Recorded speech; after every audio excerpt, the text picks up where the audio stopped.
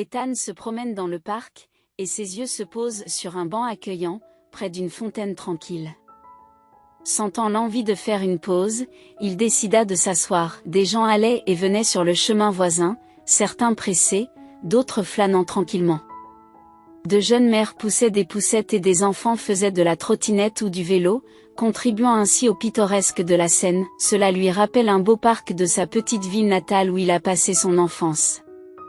Pendant ces années, la mère d'Ethan travaillait beaucoup et sa grand-mère s'est occupée de lui jusqu'à sa 5e année. Ils se rendaient souvent au parc ensemble, s'amusant à nourrir les oiseaux et engageant des conversations sincères.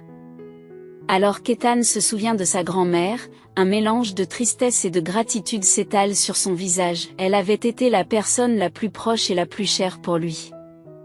Malheureusement, elle est décédée alors qu'Ethan était en 3e année d'université, et il lui a fallu beaucoup de temps pour accepter cette perte. Cependant, il se surprend souvent à penser à elle, surtout dans les moments importants de sa vie.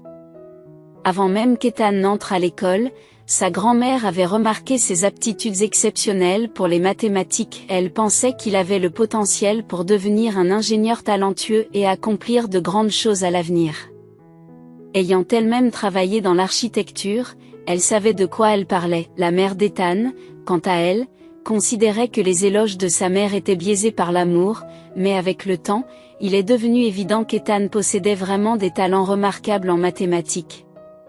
Cela s'est manifesté dès la première année d'école primaire, lorsqu'il a résolu sans effort des problèmes complexes destinés à des élèves de 4e année, alors que ses camarades se débattaient avec des opérations de base.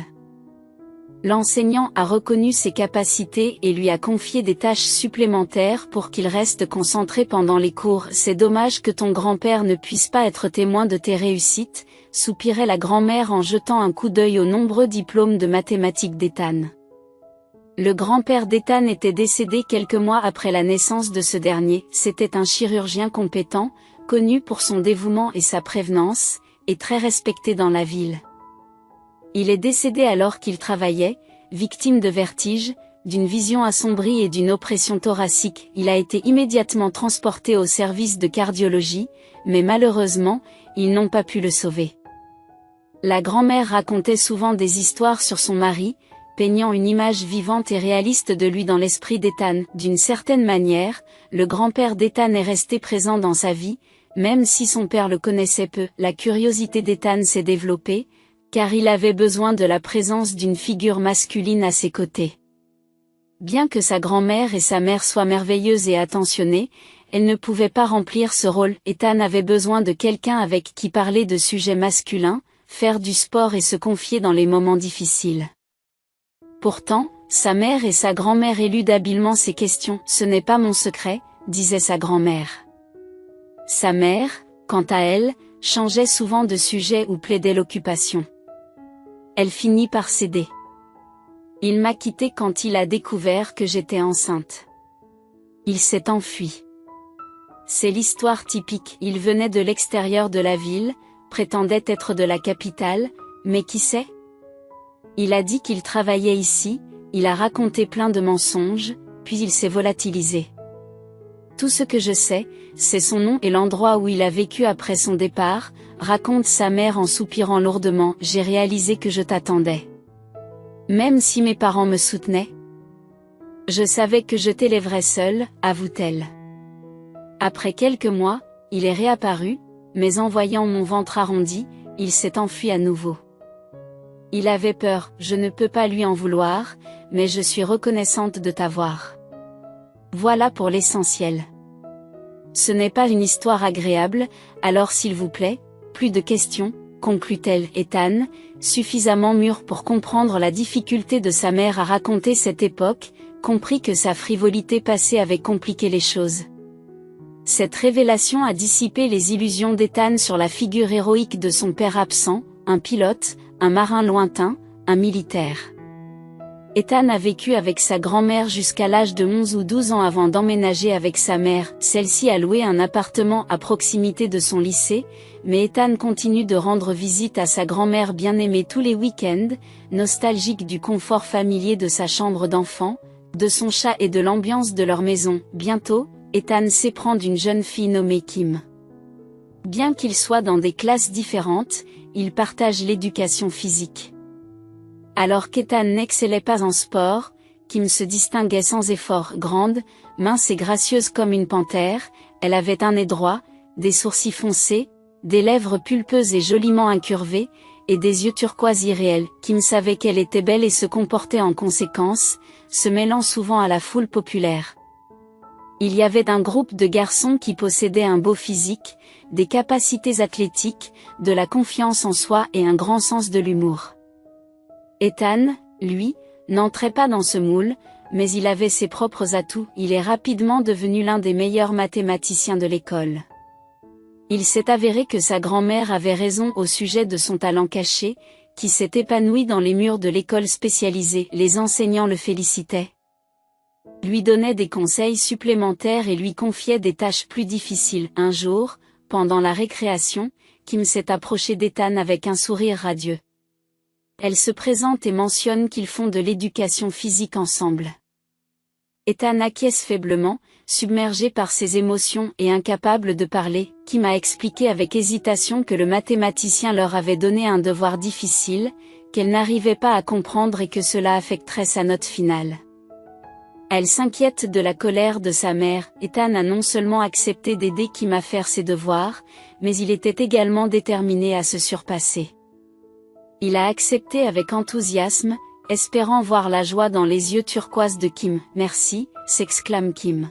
« S'exclame Kim, tu es vraiment cool. » À partir de ce moment-là, Ethan a attiré l'attention de Kim. Elle le salue toujours et ils échangent parfois un regard pendant le cours d'éducation physique au lycée. Kim a commencé à sortir avec Paul, le capitaine de l'équipe de football locale. Cette année-là, l'école semblait être remplie de couples, peut-être en raison de leur âge. Ethan ne pouvait s'empêcher de ressentir une pointe de jalousie chaque fois qu'il les voyait ensemble. Il se rendit compte que ses sentiments pour Kim ne s'étaient pas estompés et qu'il ne s'intéressait pas à d'autres filles, malgré la sympathie de certains de ses camarades de classe à son égard. S'il avait fait preuve de la moindre initiative, ils auraient volontiers accepté de sortir avec lui. Mais toutes ses pensées tournaient autour de l'inaccessible Kim. Ethan s'est senti soulagé lorsque la rumeur s'est répandue que Paul avait quitté Kim pour une fille plus âgée. En représailles, Kim a rapidement commencé à sortir avec un homme qui était également plus âgé qu'elle. Il venait la chercher dans sa propre voiture après l'école, en affichant sa beauté et son style. Chaque jour, Kim entrait dans l'habitacle de la belle voiture qui l'attendait sur le parking de l'école, les yeux brillants de bonheur. Les filles racontaient que le nouveau petit ami de Kim était le fils de parents riches, et elle l'enviait secrètement. Au fond d'elle-même, elle pensait que Kim avait de la chance d'avoir quelqu'un d'aussi amoureux d'elle, et elle croyait qu'il finirait par se marier une fois qu'elle aurait 18 ans. Kim a reçu un billet le jour de son 18e anniversaire. Quel désir, c'est avoir une vie heureuse. Elle ne ressent pas le besoin d'étudier parce qu'elle pense qu'à son âge, elle aura tout l'argent qu'elle veut. Comme la plupart des filles, elle a toujours rêvé de rencontrer un prince, un homme qui lui offrirait des cadeaux coûteux et comblerait tous ses désirs, comme dans les films. À leur insu, ils n'ont pas réalisé que les choses gratuites sont souvent accompagnées de pièges cachés. Ethan, quant à lui, se sentait comme un pauvre par rapport au nouvel admirateur de Kim. Il possédait une voiture et ses parents étaient riches, tandis qu'Ethan se considérait comme un homme ordinaire. Pendant ce temps, la vie continue.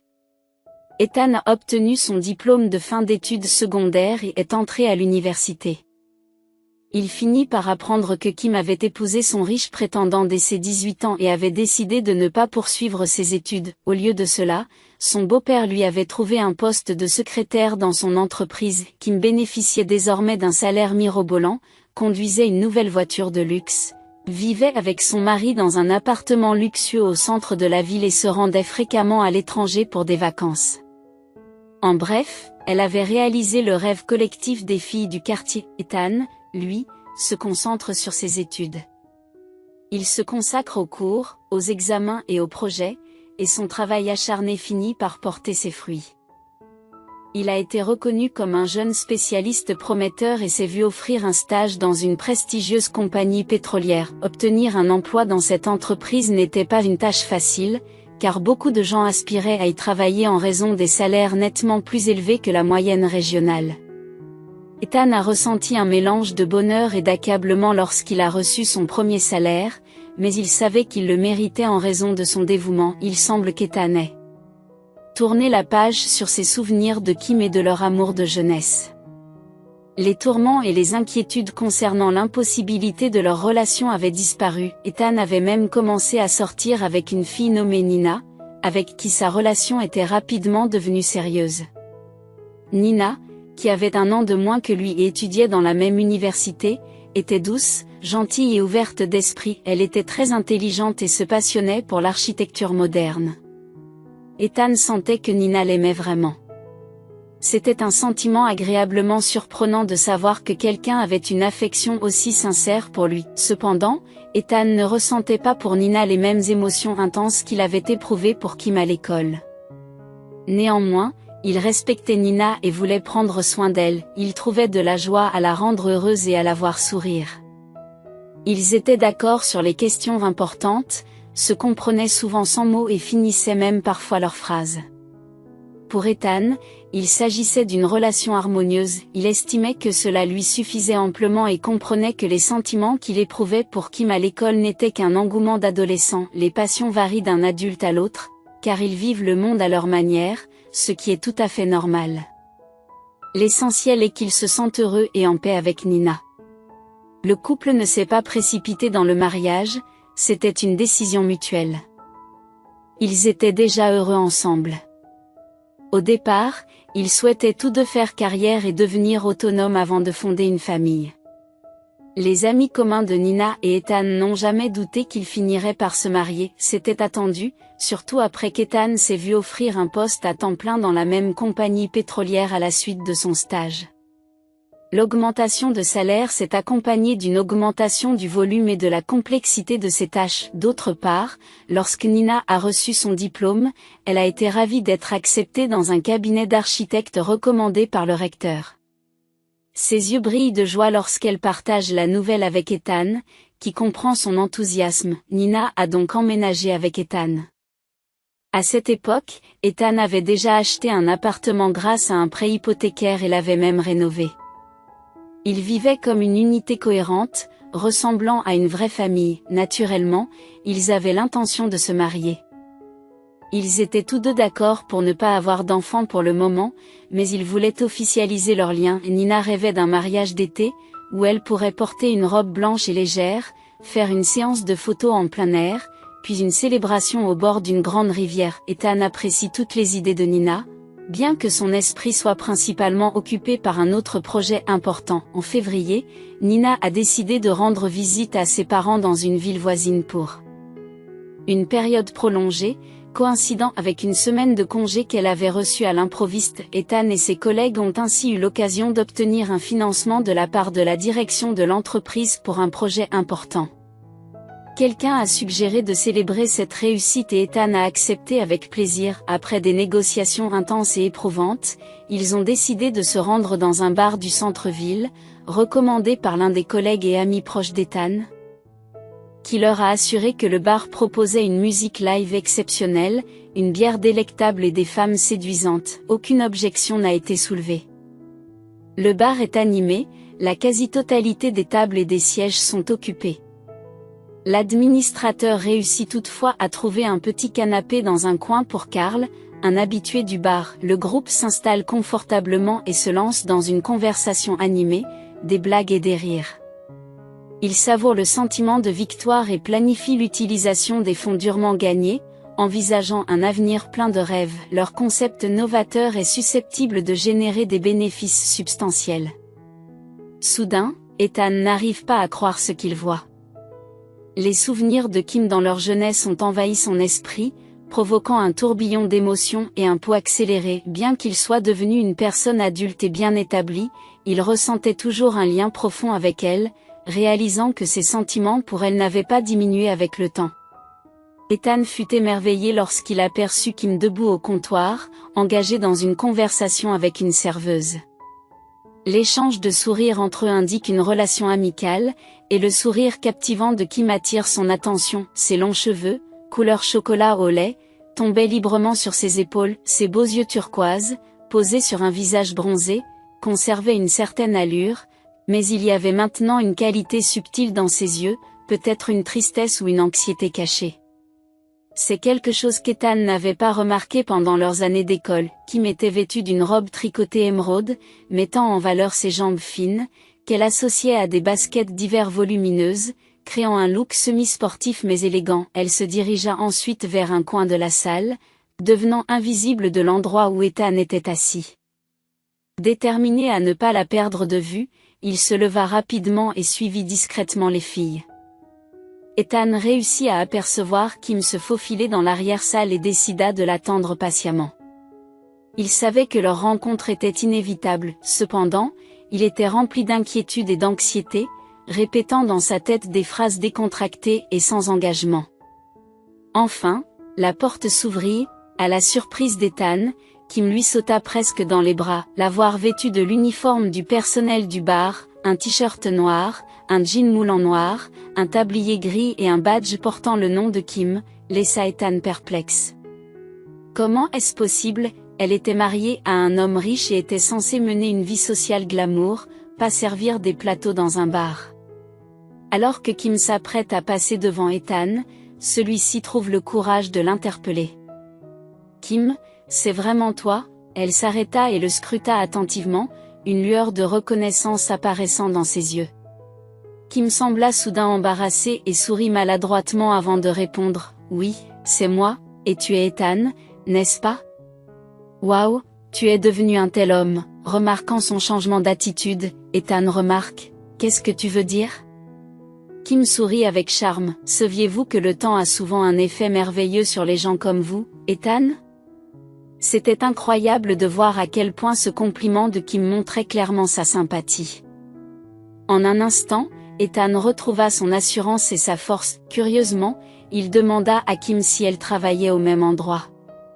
Cependant, comme on pouvait le voir au soupir de Kim et au sourire qui s'estompait sur son visage, la vie est une chose étrange et imprévisible. Qui aurait pu imaginer que cela se passerait ainsi? Qu'est-ce qui s'est passé? Demanda Ethan. Kim répondit avec une pointe de tristesse, « Ce n'est pas une histoire agréable, mais je crois toujours que tout arrive pour le mieux, même quand cela ne semble pas être le cas. Et toi, qu'est-ce que tu fais maintenant? » Que faites-vous maintenant? Je travaille dans une compagnie pétrolière. Répond Ethan. Kim prend acte de cette information et déclare, « Ah, j'en ai entendu parler par quelqu'un. » Eh bien, c'est bien pour toi. Tu as toujours été intelligent et déterminé. Kim est resté aux côtés d'Ethan, le complimentant et le regardant avec un mélange d'intérêt, d'admiration, de chaleur et de tendresse. La soirée s'est poursuivie et ils se sont retrouvés à fêter un événement d'entreprise parmi les collègues d'Ethan. Ethan fait un geste vers leur table, expliquant la situation. « C'est super. Combien de temps comptez-vous rester ici? » demande Kim. Ethan haussa les épaules et répondit, « Il y aura moins de monde vers la fin du service. » Parlons, d'accord? C'est tellement agréable de voir quelqu'un de mon enfance. Tout au long de la soirée, Kim se déplace de table en table, porte des plateaux et interagit avec les visiteurs. De temps en temps, ses yeux rencontraient ceux d'Ethan, et une vague de bonheur envahissait son cœur. Lorsque les collègues d'Ethan ont commencé à partir, il les a escortés jusqu'à leur taxi. Carl leur a demandé pourquoi Ethan ne les rejoignait pas curieusement. Carl a suggéré, « Est-ce à cause de la jolie fille avec le plateau que tu as regardé toute la soirée ?» Ethan réfléchit aux paroles de Carl. Nina, sa partenaire aimante, était gentille, intelligente, fidèle et digne de confiance. Cela la dérangerait certainement d'apprendre que l'homme qu'elle allait épouser cet été choisissait de rester au bar, non seulement pour s'amuser avec ses collègues, mais aussi pour bavarder avec son premier amour. D'un autre côté, Ethan ne voyait rien de mal à ses actions. Il était simplement curieux de savoir comment Kim s'était retrouvée à travailler comme serveuse. L'heure de la fermeture approchant, il ne restait plus que quelques personnes dans le bar. Finalement, Kim eut la chance de s'asseoir à la table d'Ethan. Elle paraissait légèrement fatiguée, mais, chose intrigante, cela la rendait encore plus séduisante. « Le service a été difficile. » dit-elle en souriant. Je peux commander quelque chose pour vous? Non, merci. Je vais le chercher moi-même, décline Ethan, avant d'ajouter, et je ferais mieux de m'asseoir, j'ai des fourmis dans les jambes. Dans notre bar, les serveuses doivent obligatoirement porter des talons hauts. Ethan m'a complimenté sur leur aspect, mais honnêtement, je n'ai pas envie de porter un uniforme de serveuse. Alors pourquoi le faire? Eh bien, peut-être que c'est juste mon destin, tu vois, je me suis mariée juste après le lycée avec mon amoureux du lycée, Oscar. Au début, c'était comme un conte de fées. Je n'arrivais pas à croire que ce genre de vie était possible. Nous avions un appartement somptueux qui aurait pu figurer dans un magazine de décoration intérieure, et Oscar était un mari aimant et séduisant qui me gâtait avec des cadeaux coûteux. Il m'a même offert une carte de crédit qu'il rechargeait régulièrement avec de généreuses sommes d'argent, sans que je n'aie à le demander. J'avais aussi le travail de mes rêves. Le père d'Oscar m'a engagé comme secrétaire d'un cadre supérieur de son entreprise. Tout ce que j'avais à faire, c'était de répondre aux appels téléphoniques du patron et de préparer le café plusieurs fois par jour. J'étais assise dans un beau bureau, je lisais des romans, je jouais à des jeux sur mon téléphone, je me peignais les ongles et je discutais avec mes collègues féminines. Je changeais souvent de tenue, ce qui donnait à mon trajet vers le travail l'allure d'un défilé de mode glamour. Je me sentais si belle, et le salaire était plus que suffisant. Mais qu'en est-il de votre formation? Vous n'avez pas fait d'études supérieures? À l'époque, j'étais naïve et stupide. Je n'y ai même pas songé. J'avais une vie belle et épanouissante, et je pensais qu'il en serait toujours ainsi. Mais au fil du temps, Oscar, qui avait l'habitude d'être attentif et présent, a commencé à changer. Il s'est mis à travailler tard et à faire de fréquents voyages d'affaires. Il revenait bronzé, et j'étais trop absorbée par ma propre vie, faite de nouvelles connaissances, de travail et de shopping, pour en remarquer les signes. Lorsque j'ai enfin compris que quelque chose n'allait pas, j'ai été envahie par la peur. Je me suis rendu compte que mon bonheur était fragile et dépendait de l'attitude d'Oscar à mon égard, de ses décisions et de ses projets. Oscar s'éloignait de moi et cela m'a fait paniquer. J'ai tout essayé pour arranger notre relation, en portant de la lingerie de luxe, en cuisinant des repas exquis et en lui offrant des cadeaux peu conventionnels. J'ai même évoqué l'idée d'avoir un enfant, alors que nous avions initialement décidé de ne pas le faire. Cependant, aucun de mes efforts n'a touché Oscar. Il est resté indifférent à mes tentatives de rétablir notre relation, sauf lorsque j'ai parlé d'avoir un bébé, ce qui l'a un peu énervé. Il prétendait que nous n'étions pas encore prêts. Un jour, alors qu'il était dans la salle de bain, j'ai réussi à accéder brièvement à son téléphone portable. Normalement, Oscar ne laisse jamais son téléphone sans surveillance, mais cette fois-ci, il l'a fait. J'ai commencé à le parcourir, je suis tombée sur une découverte choquante en utilisant la table, découvrant la correspondance secrète de mon mari avec une femme nommée Christina. Il est devenu évident que Christina était la maîtresse d'Oscar, car leur message était explicite et comprenait des photos intimes d'elle dans diverses tenues. Il y avait même une vidéo montrant Oscar quittant la salle de bain. J'ai demandé une explication, anticipant la tentative d'Oscar de défendre ses actions. Mais il s'est contenté de hausser les épaules et de rejeter l'affaire comme si elle n'avait aucune importance. C'est alors que j'ai compris que, pour Oscar, avoir une maîtresse était une chose normale, influencée par le comportement similaire de son père et des amis de ce dernier. Selon Oscar, les hommes gagnent de l'argent et font ce qu'ils veulent, tandis que les femmes tolèrent tout et servent leur mari, chacun jouant son rôle prédéfini. Dans un premier temps, j'ai envisagé d'accepter cela pour avoir un mode de vie confortable, mais ma perception a changé lorsque je me suis sentie menacée par Christina. J'ai approché mon mari, lui exprimant délicatement mes inquiétudes tout en évitant les insultes, soulignant que son comportement était inacceptable. Malheureusement, cette approche s'est avérée inefficace. Un jour, un scandale a éclaté, Oscar discutant ouvertement de nos origines et de ce que j'avais gagné dans notre relation. Il a souligné que tout avait un prix, ce qui m'a fait perdre toute valeur. Non, je ne craignais plus de perdre Oscar, mais il me répugnait. Il affichait une arrogance de pan orgueilleux, se vantant de la richesse de sa famille. La seule chose à laquelle je refusais de renoncer était ma nouvelle vie, celle à laquelle je m'étais habituée. À contre-séure, j'ai décidé de continuer à vivre avec Oscar, en faisant semblant d'être l'épouse parfaite et en faisant preuve d'une affection irréelle lorsque cela s'avérait nécessaire. En échange, je recevais des sommes d'argent illimitées. Mais ce fut ma deuxième erreur, j'ai bêtement gaspillé tout cet argent dans des plaisirs temporaires, tels que des divertissements extravagants, des vêtements à la mode, des sorties avec des amis dans des clubs exclusifs, des vacances au bord de la mer, des parfums luxueux et d'autres luxes du même genre.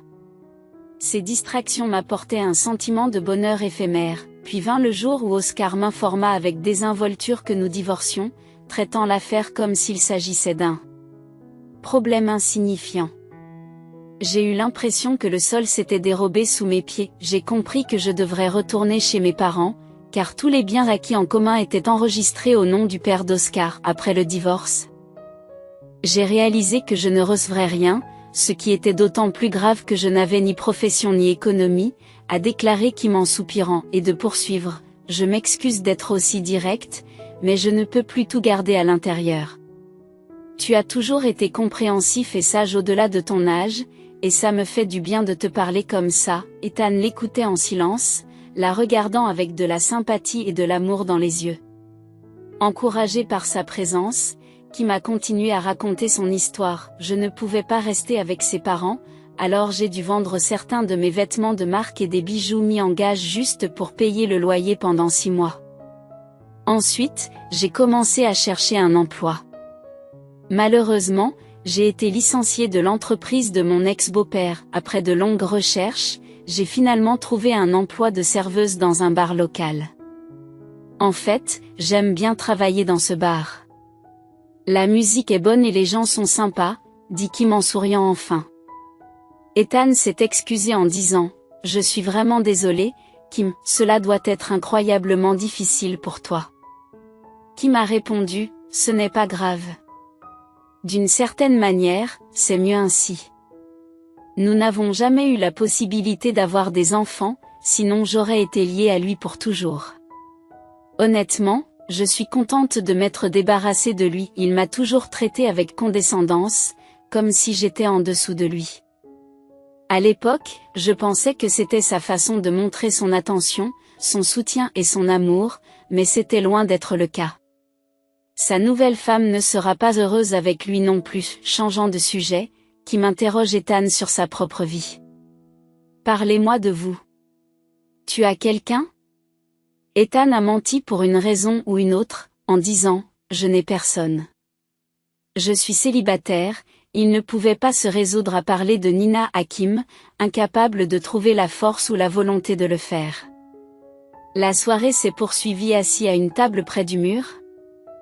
Se remémorant le passé, partageant des plaisanteries et se rappelant des connaissances mutuelles, Ethan trouva facile et naturel d'avouer à Kim qu'il était profondément amoureux d'elle depuis plusieurs années. J'aurais aimé savoir que je recherchais l'honnêteté et l'amour, mais les hommes qui m'entouraient ne voulaient qu'une chose, j'ai eu l'impression qu'il n'y avait pas d'autre option, a admis Ethan.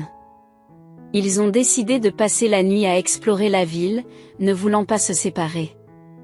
Ethan a doucement passé son bras autour des épaules de Kim, qui s'est appuyée sur lui, confiante en sa présence. Elle l'a invité à retourner à son appartement, qui se trouvait à proximité du bar. Ethan accepta et ils passèrent la nuit ensemble, leur première nuit en tant que couple. Au matin, Ethan a ressenti un immense bonheur avec Kim à ses côtés. Il a ressenti un élan de force sans précédent et une légèreté dans son esprit. Même l'idée de parler de Nina avec Kim ne pouvait ternir cette joie retrouvée. Il se promit de parler à Kim et de tout lui expliquer en temps voulu. Elle était intelligente et comprenait que les rêves doivent être réalisés, car la vie n'a pas de sens sans eux. Kim et Ethan ont commencé à sortir ensemble, et il a décidé de lui parler de Nina, voulant être honnête et sincère avec sa bien-aimée. Kim est visiblement bouleversée, tendue et pleine de méfiance. « Cela m'est déjà arrivé, dit-elle d'un ton défait. Dans mon passé, un homme m'a promis de divorcer de sa femme pour moi, mais il ne l'a jamais fait. Nous sommes dans une situation complètement différente, et Nina et moi ne sommes même pas mariés. La conversation avec Nina a été longue et épuisante pour Ethan. Il transpirait comme s'il avait déchargé 3 wagons de charbon. Nina, qui était habituellement calme et rationnelle, est devenue hystérique, sanglotant et suppliant Ethan de reprendre ses esprits. Elle l'a même maudit. Ce qui a fait souffrir le cœur d'Ethan qui regardait son ancien fiancé. Il semblait que Nina l'aimait vraiment. Plus tard, Ethan a appris par des connaissances communes que Nina ne supportait pas la vie sans lui et qu'elle avait tenté de mettre fin à ses jours. Heureusement, elle a été rapidement retrouvée et sauvée. À la suite de cet acte impulsif, Nina a passé un certain temps à l'hôpital, où elle a été traitée par des psychiatres. Elle a également perdu son prestigieux emploi. Ethan se sent coupable de ce qui lui est arrivé, mais il se demande comment il pourrait l'aider. Kim tente de réconforter son bien-aimé en lui assurant qu'il n'a pas à sacrifier son bonheur et ses rêves pour quelqu'un d'autre. Personne n'est obligé de le faire. Immédiatement après la rupture d'Ethan avec Nina, Kim a emménagé avec lui. Tous deux voulaient être constamment proches l'un de l'autre et ne voulaient pas se séparer. Ethan lui a proposé de l'aide par l'intermédiaire d'amis communs, mais elle a fièrement refusé. Elle ne voulait plus entendre parler de son ex-fiancé. Finalement, tout s'est bien passé pour Nina. Sa santé s'est améliorée, elle a repris le travail, s'est mariée et a donné naissance à 2 merveilleux garçons. Ethan était heureux pour Nina et a même essayé de lui parler, mais il s'est rendu compte que Nina lui en voulait maintenant. Malgré les années qui ont passé et les événements positifs dans sa vie, Ethan et Kim se sont également mariés. La passion initiale s'est un peu calmée et la vie a pris un cours plus calme. Ethan est ravi de sa vie et pense qu'elle ne peut que s'améliorer. Kim a décidé de quitter son travail. Il ne se sent pas le droit de la conseiller, mais il soutient pleinement son choix s'il la rend heureuse. Ethan pensait pouvoir subvenir aux besoins de leur petite famille après que Kim soit devenue femme au foyer. À la maison, tout est devenu plus confortable d'un seul coup. Chaque fois qu'Ethan rentrait du travail, les pièces étaient toujours bien rangées et embaumaient l'odeur de plats délicieux. Cependant, un événement inattendu s'est produit. L'entreprise dans laquelle Ethan travaillait depuis de nombreuses années a fait faillite en raison d'une concurrence féroce. Cet événement soudain a mis Ethan au chômage. Bien qu'il ait reçu des offres d'emploi d'autres entreprises, les salaires proposés ne représentaient qu'un tiers de ce qu'il gagnait auparavant. La famille a donc dû réduire considérablement ses dépenses. Kim, qui était habituée à un style de vie luxueux avec des clubs de fitness, des spas, du shopping et des traitements cosmétiques, a dû tout abandonner. Elle avait toujours porté des vêtements de marque, dîné au restaurant avec des amis et profité de plusieurs voyages à la mer chaque année. Malheureusement, tout cela s'est arrêté brutalement. Ethan s'inquiète de leur situation, mais celle-ci affecte profondément Kim. La dégradation de leur qualité de vie est une tragédie. Pour ne rien arranger, elle semble s'inscrire dans la durée. Ethan n'avait aucune perspective en ville, ce qui a conduit Kim à l'encourager à créer sa propre entreprise. Cependant, Ethan rejette l'idée, estimant qu'il ne possède pas les caractéristiques nécessaires à l'entrepreneuriat. Il se voyait davantage comme un artiste que comme un chef d'entreprise. La réponse décevante de Kim l'a comparé défavorablement à Oscar, mais Ethan n'a jamais évoqué le fait que l'ex-mari de Kim l'avait quitté. Depuis cette conversation, Kim refuse de cuisiner, de faire le ménage ou de s'occuper des tâches ménagères, bien qu'elle n'ait pas d'emploi. Le soir, elle déclare à Ethan, « Je ne suis pas une bonne gratuite ». Ethan soupire et se rend à la cuisine pour préparer ses propres repas, comme des pâtes, des saucisses ou des œufs au plat. Il pardonne à Kim ses reproches injustes et ses sautes d'humeur, comprenant qu'elle traverse une période difficile. Sa principale préoccupation était de préserver leur relation et d'éviter les conflits inutiles. Finalement, Kim révèle à Ethan qu'elle est enceinte. Il est ravi à l'idée de devenir père, mais Kim ne partage pas le même enthousiasme. En fait, elle a même envisagé de mettre fin à cette grossesse inattendue. Heureusement, Ethan a réussi à la convaincre du contraire. Cependant, la grossesse a été difficile pour Kim, qui a ressenti des malaises, des douleurs au dos et à l'estomac, et des sautes d'humeur constantes. Elle reprochait à Ethan de ne pas pouvoir subvenir suffisamment à ses besoins et à ceux du bébé, et malgré son sentiment de culpabilité, Ethan savait qu'il ne pourrait pas gagner autant qu'avant, quels que soient ses efforts. Son salaire actuel était déjà considéré comme bon selon les normes de la ville, mais Kim voulait plus. Ethan gardait l'espoir qu'après la naissance de leur enfant, les choses s'amélioreraient. Les changements hormonaux fréquents sont connus pour avoir un impact sur les femmes enceintes, et se résorbent généralement avec le temps.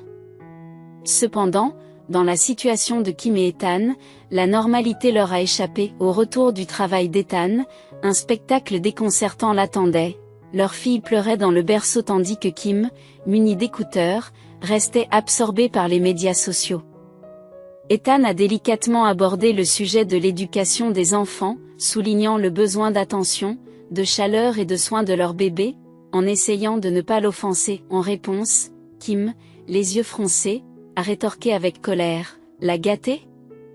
Devrions-nous la bercer à chaque fois qu'elle pleure, la chouchouter sans cesse et nous négliger nous-mêmes ?» Ethan a précisé que ce n'était pas son intention, mais il a été accueilli par un barrage d'accusations de la part de Kim, ce qui a diminué son importance. Kim a fait valoir son besoin de repos.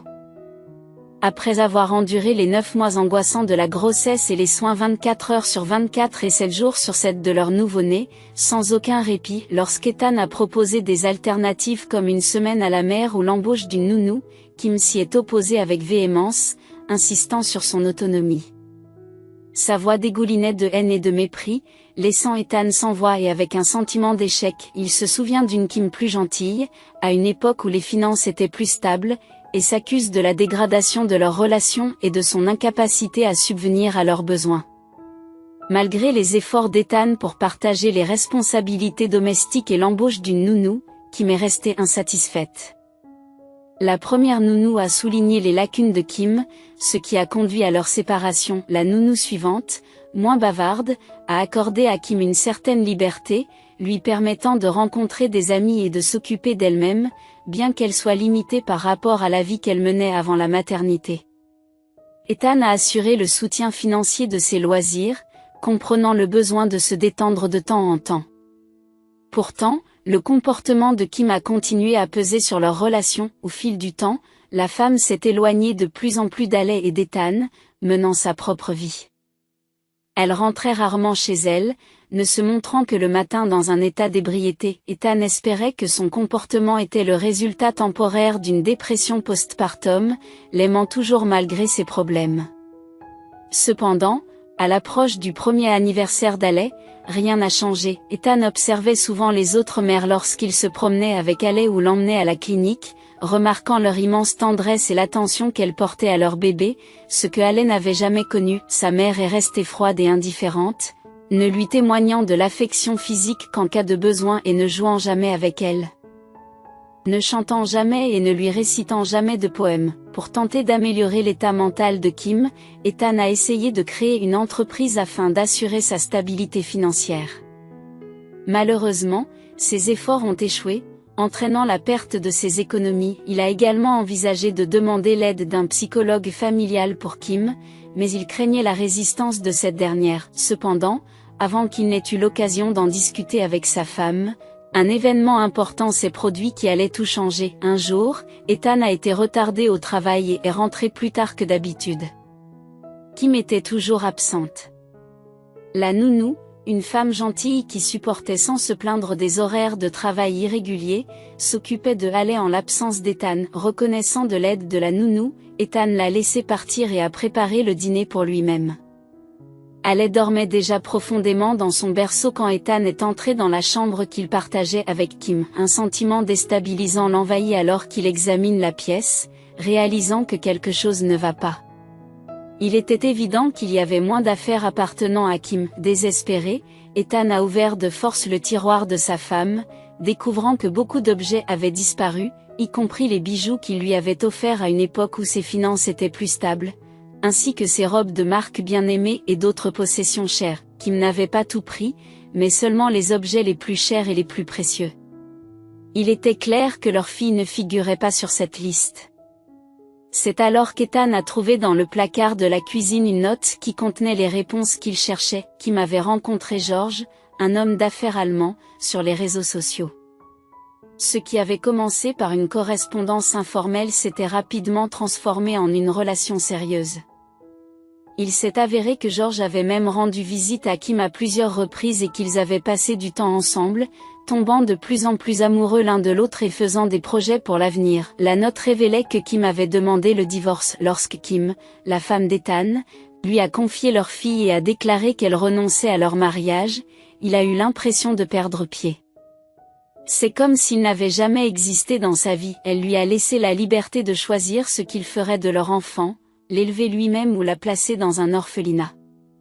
Elle l'a également encouragé à prendre un nouveau départ et à laisser leur passé derrière eux. À ses yeux, leur fille était une erreur, et leur mariage était le résultat regrettable d'une rencontre fortuite dans un bar.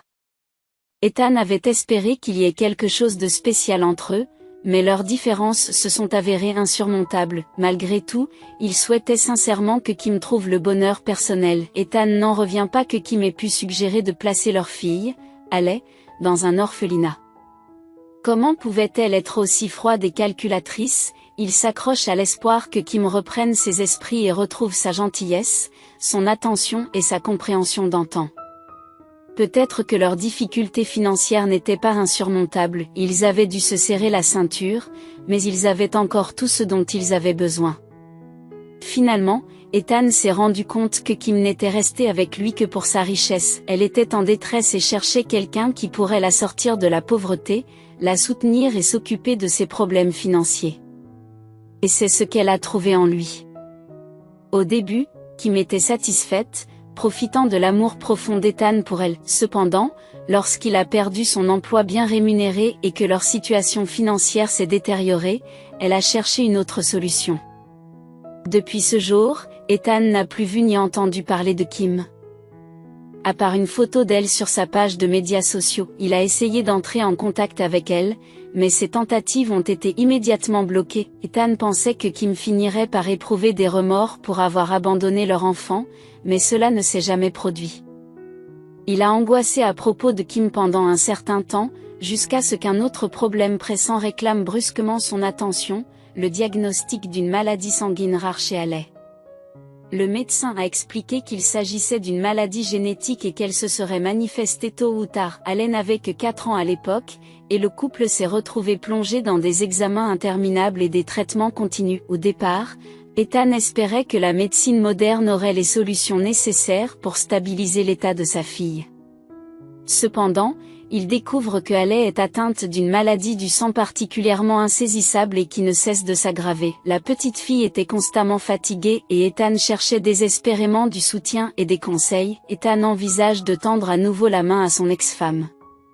Bien qu'il ait épousé George et fondé une famille avec lui, Ethan est souvent tombé sur des photos sur les médias sociaux montrant Kim comme une mère dévouée au demi-frère de leur fille, Haley. Cela lui a donné l'espoir que Kim reconnaisse enfin son importance dans la vie de leur petite fille. Peut-être ne serait-elle pas indifférente à la nouvelle de la maladie de Haley et pourrait-elle offrir son aide. Ethan pensait qu'il pourrait trouver un médecin allemand qui pourrait recommander un nouveau traitement et éventuellement aider Haley à se rétablir. Cependant, Kim refuse catégoriquement de communiquer avec Ethan. Ce dernier a dû faire appel à l'une de ses anciennes amies pour l'informer de l'état de Haley. L'amie a relayé le message de Kim à Ethan, à savoir qu'elle voulait qu'il oublie complètement son existence, comprenant qu'il n'avait plus d'espoir avec Kim. Ethan a décidé de se battre seul pour la santé de sa fille. Personne ne compte plus pour lui que Haley, et il ne peut pas la laisser tomber. En grandissant, Haley a fait preuve d'une grande gentillesse et d'un tempérament joyeux.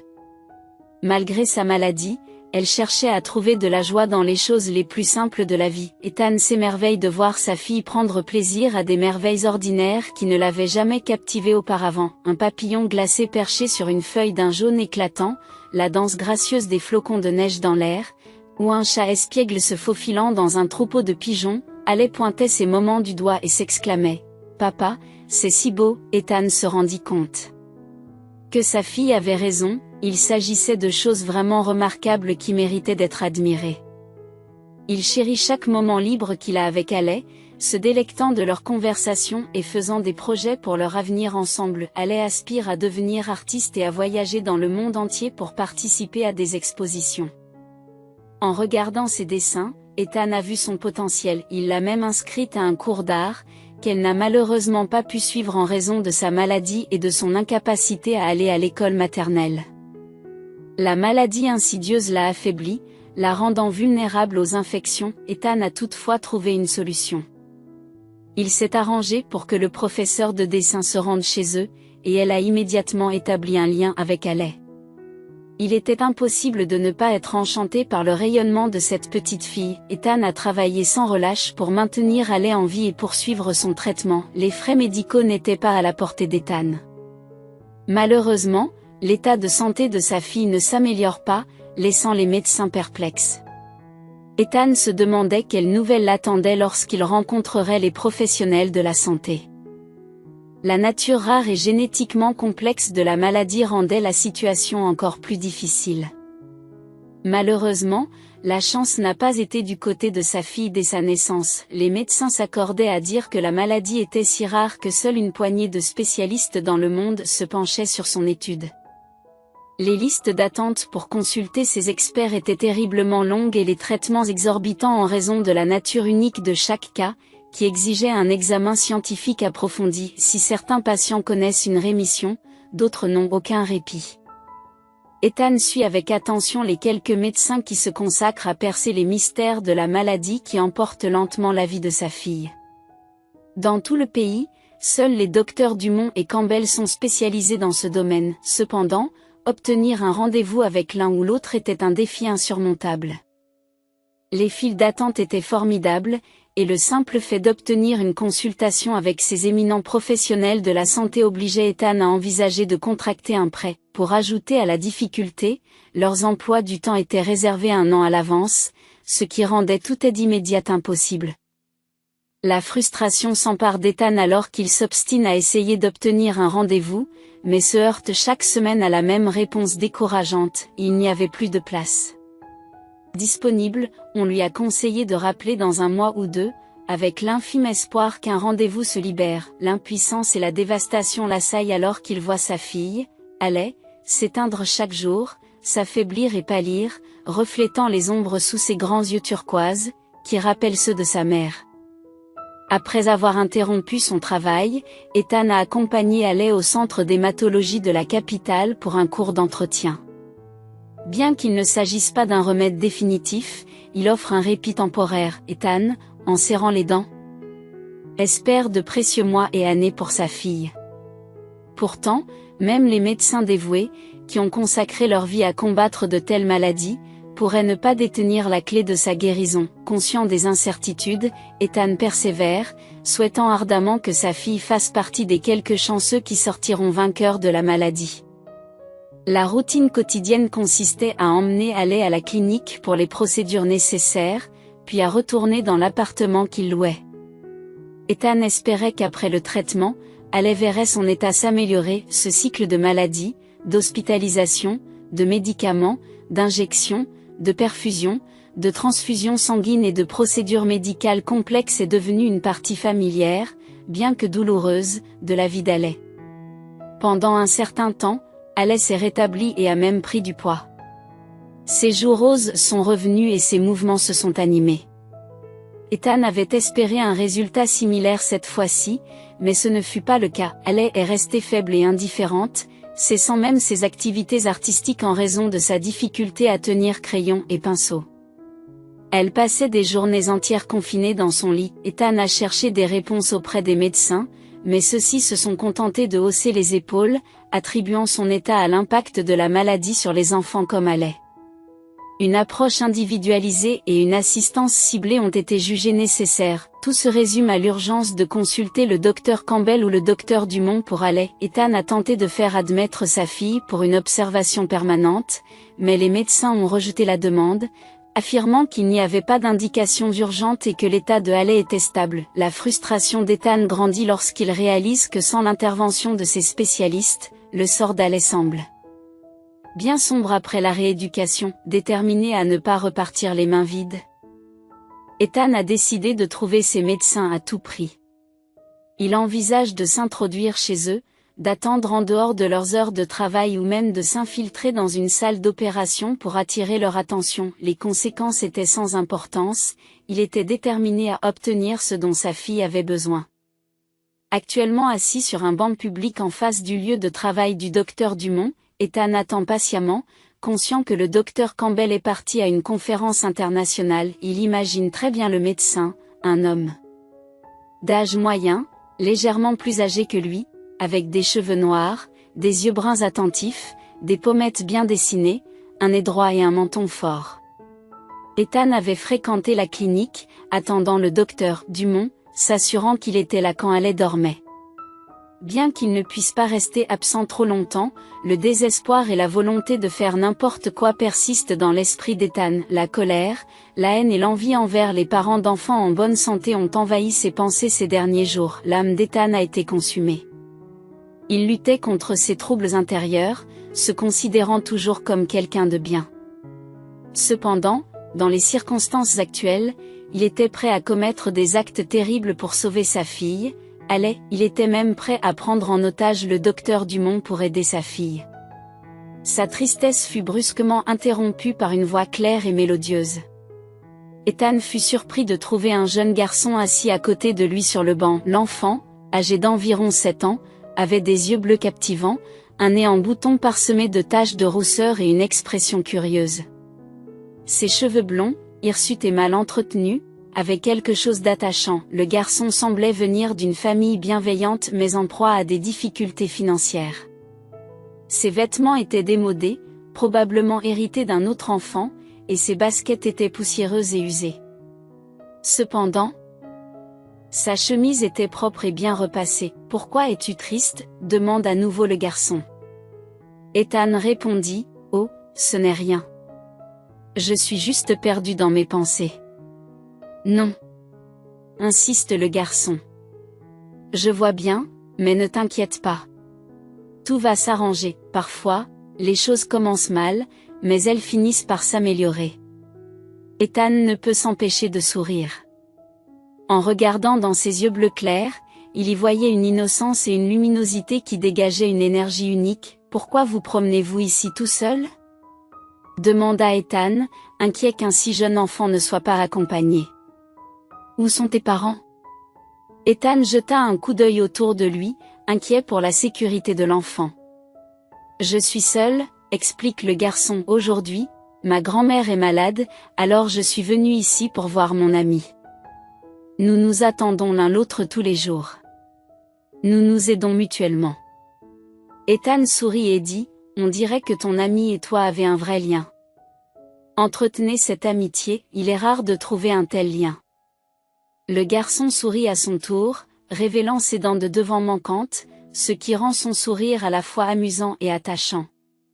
C'était un enfant extraordinaire, qui parlait avec assurance et naturel. Ethan s'enquit de la suite. « Donc, ta grand-mère est malade, et tes parents sont probablement au travail.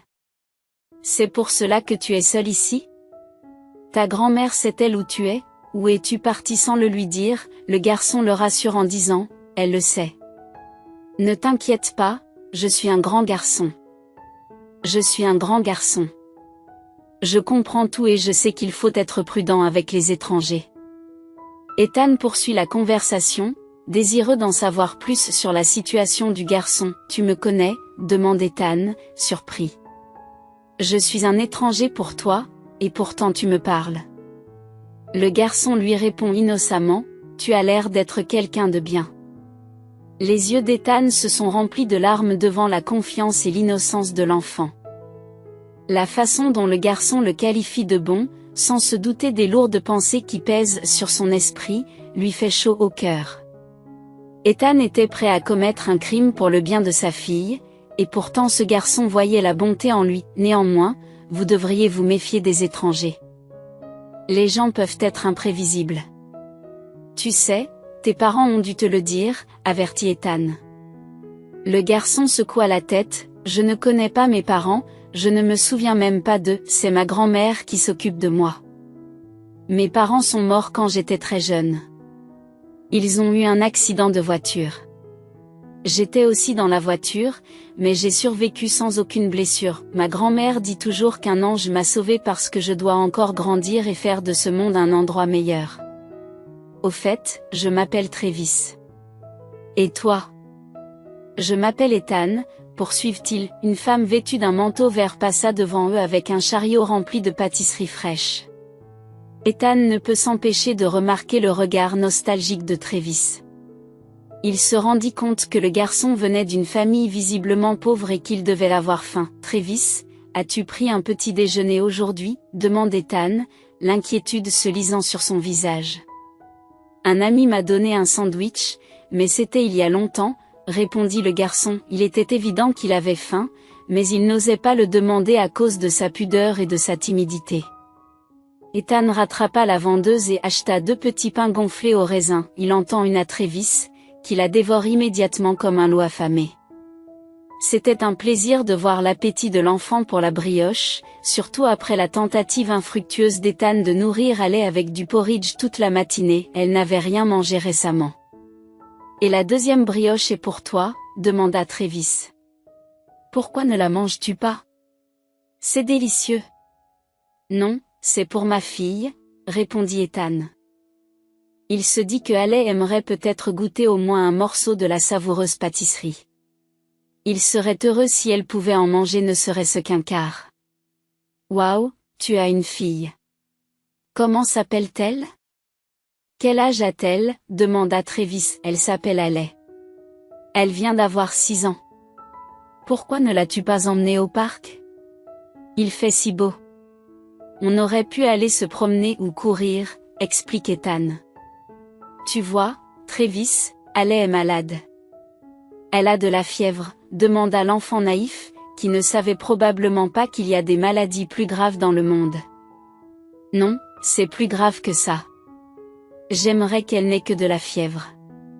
Malheureusement, c'est quelque chose, une relation sanguine, quelque chose en rapport avec le sang ou de nature hématologique. Ethan regarda l'enfant avec étonnement. Comment pouvait-il posséder de telles connaissances ? Cela ne correspondait pas à la perception d'un jeune garçon à qui il manque des dents de lait. Comment sais-tu ces choses ? demanda Ethan.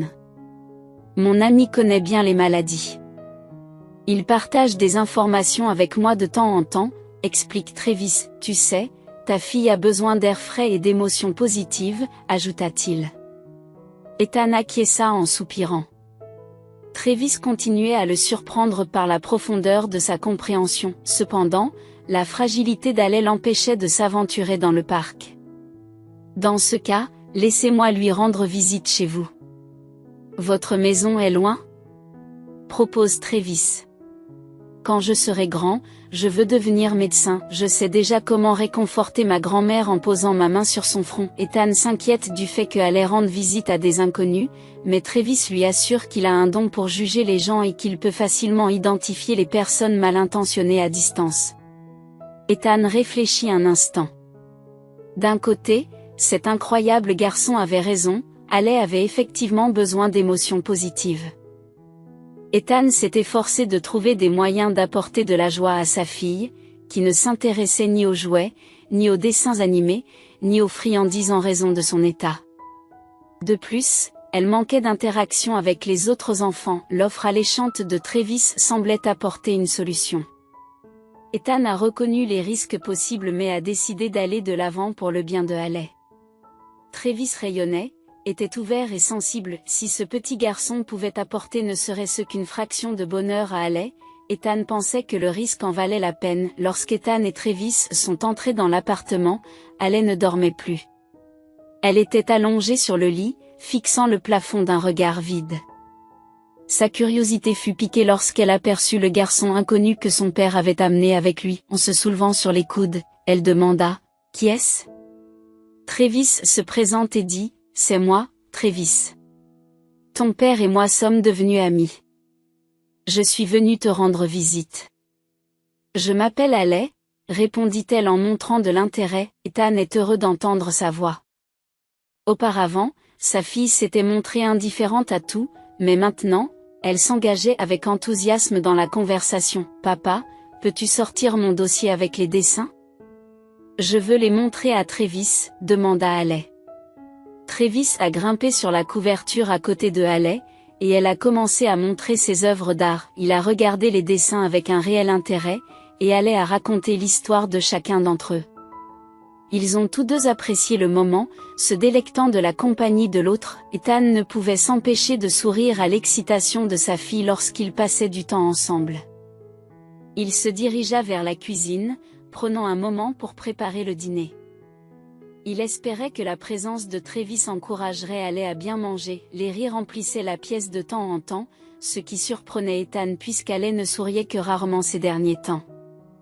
1 heure plus tard, Ethan accompagna Travis jusqu'à sa maison, située à une courte distance de leur appartement. C'était un vieil immeuble de 5 étages situé derrière le parc. Travis parla tristement sur le chemin du retour. Haley est très malade. Je vais demander de l'aide à mon ami. Il est intelligent. Ethan sourit de l'innocence de Travis, sachant que le garçon percevait probablement son ami comme intelligent, simplement en raison de son âge et du fait qu'il avait regardé un programme médical. C'était à la fois amusant et triste. Je peux aussi venir chez toi demain, demanda Travis. Bien sûr, répondit Ethan avec un sourire, mais ce n'est pas la peine de venir tôt. Haley sera à l'hôpital. D'accord, je viendrai. Ton aide pour la garder sera précieuse quand je serai en voyage d'affaires, explique Ethan. Il se rendit compte qu'avec la présence de Travis, il aurait plus de temps libre. Je m'assierai certainement avec Haley. C'est une bonne fille, contrairement à Megan, la perturbatrice du quartier, rassure Travis.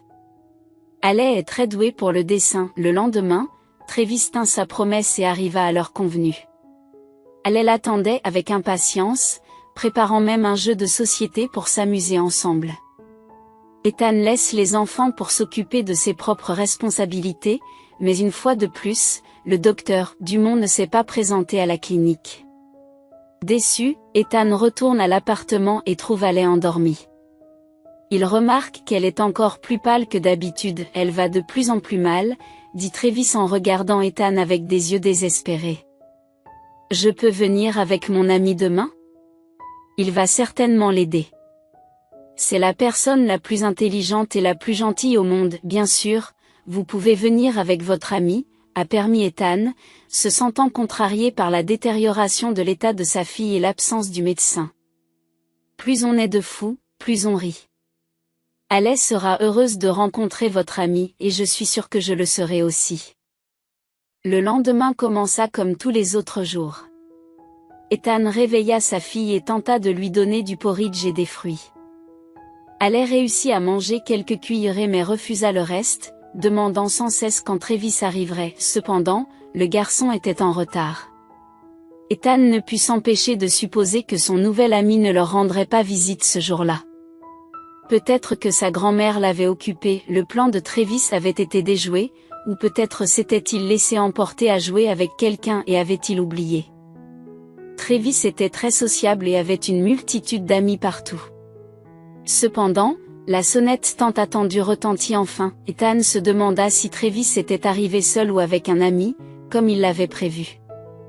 Avec curiosité, Ethan ouvrit la porte et découvrit un garçon au sourire sage accompagné d'un homme adulte et agité. Ce n'était pas n'importe quel homme, c'était le docteur Dumont. Ethan lutta pour contenir ses émotions, submergé par la vague d'excitation. Comment cela était-il possible? Bonjour, dit Ethan. Travis, je te présente mon ami le docteur Dumont.